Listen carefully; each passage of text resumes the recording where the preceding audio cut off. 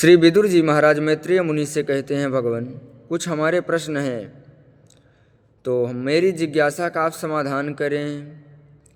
सुखाय कर्माणि करोति लोको न तैः सुखं वान्यदुपारवं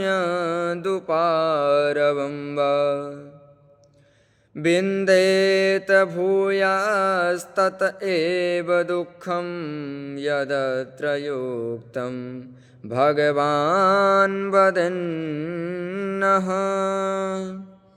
विदुर जी महाराज पूछते हैं, भगवान कृपा करके आप हमें ये बताइए कि संसार का प्रत्येक प्राणी सुखी होना चाहता है। ऐसा कोई नहीं है जिसे सुख की लालसा ना हो, सब सुखी होना चाहते हैं। कोई भोजन चाहता है पर जरूरी नहीं कि सबको भोजन चाहिए, कोई भोजन के नाम से भागता है। हर वस्तु कितनी भी प्रिय हो, कोई चाहेगा कोई नहीं चाहेगा, परंतु संसार में ऐसा कोई नहीं है जो ये कहे कि मुझे सुख की बिल्कुल लालसा ही नहीं है। हर प्राणी सुखी होना चाहता है और हम जितनी भी भागम भाग कर रहे हैं केवल हमारा एक ही उद्देश्य है कि हम सुखी हो जाएं। पर हम देखते हैं कि जो जितना सुखी होने के लिए भागम भाग करता है, प्रयत्न करता है, वह उतना ही दुख के दलदल में फंसता चला जाता है। कोई सुखी नहीं हो पा रहा है। प्रश्न ये है कि जीव सुखी कैसे हो। देखिए, कोई दलदल में गिर जाएगा तो ज्यों-ज्यों निकलने के लिए पैर फटकारेगा त्यों-त्यों और अंदर घुसता चला जाएगा। यही हालत हम लोगों की हो गई है। ये दुख के दलदल से सब सुखी होने के लिए निकलना चाहते हैं, परंतु जैसे जैसे निकलने का प्रयास करते हैं तैसे तैसे और घुसते चले जा रहे हैं। पहले केवल झोपड़ी थी तो सोचते थे कि एक बढ़िया सुंदर मकान हो जाए, मकान भी हो गया, सोचने लगे एक गाड़ी हो जाए, गाड़ी भी हो गई, सोचने लगे बढ़िया हमारे नाम से एक फैक्ट्री चल जाए। ऐसा करते करते हमारा राजाओं जैसा वैभव हो गया। पर जब किसी ने पूछा कि कितने सुखी हो पाए तो जहाँ का तहाँ, महाराज पहले तो कम से कम सुबह सुबह 5 रोटी पा लेते थे, खूब खुराक थी, मस्ती में पड़े रहते थे। अब तो नींद की गोली खाते हैं फिर भी नींद नहीं आती है, और खाने के नाम पर डॉक्टरों ने कह दिया कि दाल का पानी पियो। तो जो सुख था वह और चला गया, भूख भी चली गई, नींद भी चली गई, चिंता के मारे नींद हराम हो गई, जो सुख था वह और चला गया। मैत्रेय मुनि कहते हैं, विदुर जी महाराज आप तो साक्षात धर्मावतार हैं। आपने बहुत बढ़िया प्रश्न किया है कि जगत में सुख है ही नहीं, जहाँ हम सुख ढूंढ रहे हैं वहाँ है ही नहीं, सुख तो हमारे भीतर है। जैसे एक प्यासा व्यक्ति पानी की खोज में निकला, लोग बताते गए भैया आगे चले जाओ सरोवर है।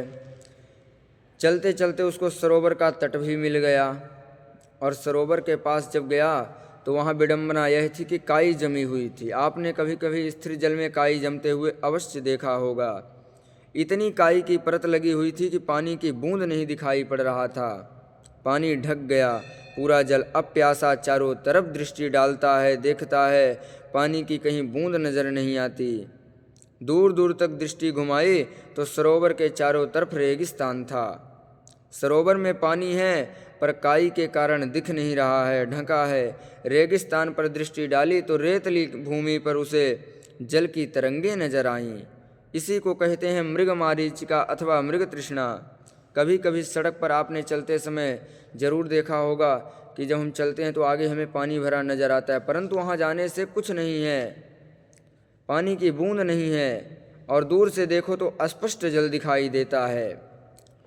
वही मृग तृष्णा कहलाती है। प्यासा सरोवर के तट पर खड़ा है, जहाँ पानी भरा है वहाँ पानी दिखा नहीं, और जहाँ पानी दिख रहा है वहाँ पानी की बूंद नहीं है, तो भ्रम में पड़ गया। पानी जहाँ दिख रहा था वहाँ दौड़ पड़ा तो रेगिस्तान में भटकता भटकता मर गया। पानी का तट छोड़कर रेगिस्तान में पानी पीने गया। यही हालत हम लोगों की हो चुकी है। हमारे भीतर प्रभु ने आनंद का सागर भर रखा है, पर उस अज्ञानता के सागर में, आनंद के सागर में अज्ञानता की काई लगी हुई है। इसलिए दिख नहीं रहा है, समझ में नहीं आ रहा, और बाहर के विषयों में आनंद का भ्रम है, आनंद का, सुख का भ्रम है। ईश्वर अंश जीव अविनाशी, चेतन अमल सहज सुख राशि। जीव जो सहज ही सुख राशि था, जिसके भीतर आनंद ही आनंद भरा पड़ा था, पर अज्ञान की परत के कारण दिखा नहीं। बाहर के विषयों में सुख का भ्रम हो गया, सो बाहर ढूंढने लगे, ये मिल जाए तो सुखी हो जाऊं, वह आ जाए तो सुखी हो जाऊं। सुख के साधन स्वरूप उन तमाम वस्तुओं को जुटाता रहा, पर जीवन में कभी सुखी नहीं हो पाए, क्योंकि बाहर जो सुख दिखाई पड़ रहा है यह सब नकली है, और यह संसार दुख का ही घर है, दुखालय। इस संसार में एक प्रकार के दुख नहीं है, अनेक प्रकार के दुख हैं। कोई तन दुखी, कोई मन दुखी, कोई धन बिन रहते उदास, और थोड़े थोड़े सब दुखी, सुखी राम के दास। कोई धन से परेशान, कोई तन से परेशान, कोई मन से परेशान, परंतु सुखी कौन है? केवल भगवान का भक्त ही सुखी है। सुखी राम के दास। जो सब कुछ छोड़ करके सच्चिदानंद के चरणों में जुड़ गया हो, केवल वही सुख और शांति को प्राप्त कर सकता है। तो इस दुखालय में, इस संसार में केवल दुख ही दुख है। अब आप भंडारी जी के पास जाओ, कहो भैया पुस्तक दे दो, तो क्या देंगे? उनके पास तो भोजन ही भोजन है, पुस्तक है ही नहीं। और पुस्तक के दुकान में जाओ, कहो भैया 4 समोसे गर्मा गर्म पैक कर दो, क्या पैक करेंगे? है ही नहीं वहाँ। अब यदि आप संसार में तो केवल दुख ही दुख है, तो संसार में दुख ही प्राप्त हो सकता है। यदि सुख और शांति पानी है तो केवल सच्चिदानंद के चरणों में है। माता कुंती ने दुख तो मांगा था, तो क्या भगवान दिए? क्योंकि भगवान के पास दुख था ही नहीं। भगवान तो सच्चिदानंद हैं, उनके चरणों में तो सुख शांति का साम्राज्य भरा पड़ा है। इसलिए यदि सुखी होना चाहते हो, शांति को प्राप्त करना चाहते हो, तो सच्चिदानंद के चरणों में जुड़ना पड़ेगा।